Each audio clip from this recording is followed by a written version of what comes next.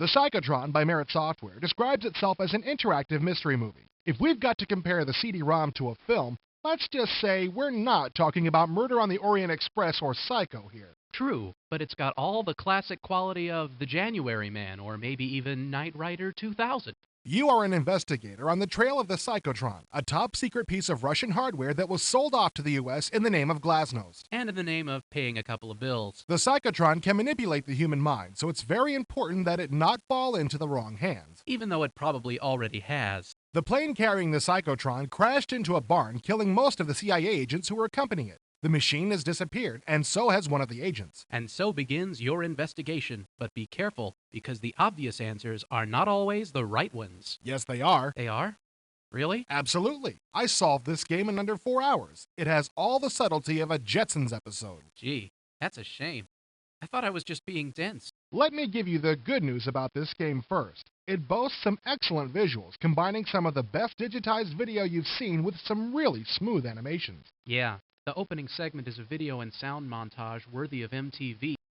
Okay, enough with the pleasantries. Let's get to the dirt. Apparently, the entire budget went into those previously mentioned visuals. All the other stuff, like an interesting and coherent script, replayability, proofreading, and a cast of competent actors, just sort of fell by the wayside. This storyline has more holes than the Albert Hall after the Beatles got through with it. You're supposedly hired because the head of the CIA can't be seen investigating his own agents. Then, after you start, he proudly tells you he's been doing some investigating of his own.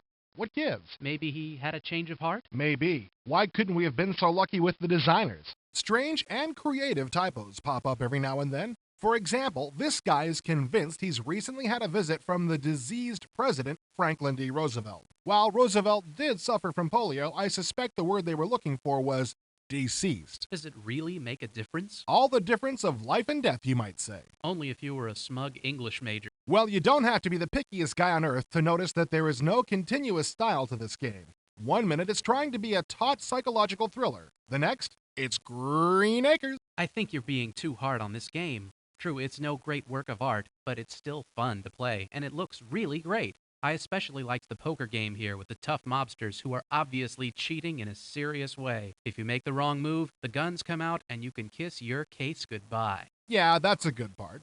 There are a few good parts, but this disc is just not worth the money. You'll solve it in an afternoon and never want to play it again. But didn't the box say that the interactive dialogues change the playing experience? So you get to see a few more seconds of the direct video and maybe get a few more arbitrary points on your score?